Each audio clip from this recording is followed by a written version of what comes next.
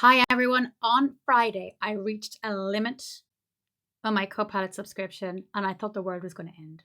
Seriously. No, seriously. I was like, oh my God, I can't use these premium models and what am I going to do? And like, it was a nightmare, seriously a nightmare. And it just shows how much I use and like rely on these tools. It's great. But I didn't actually know I had limits and I didn't know how to figure out that.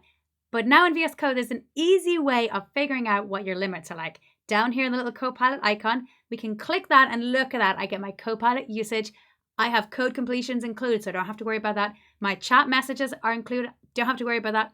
But my premium requests, I'm at 1.6%, and additional paid premium requests is enabled, and an allowance is reset on August the 1st. So this is a very easy way for me to keep a check on this and make sure I'm not doing something that's going to like use up all my premium requests in one go, for example. Now, another thing that's really cool is the code completions here. I can actually turn off code completions for all files if I wanted to, or I can turn off code completions for the next edit suggestions, or I can just snooze it, right?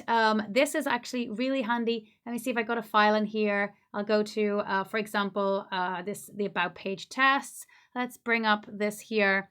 And if I want to snooze this, it just means now for 5 minutes as I write something, and I'm going to go test dot. It's actually not doing anything. It's giving me the TypeScript stuff, right?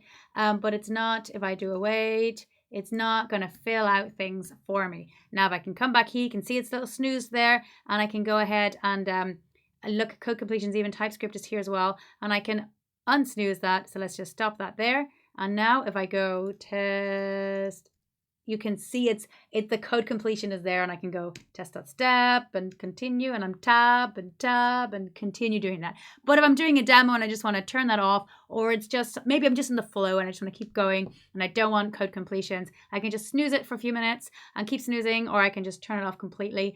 So that's a really useful thing. But yes, check that out. Just a little click on that button here and we can snooze and we can keep an eye on those premium requests.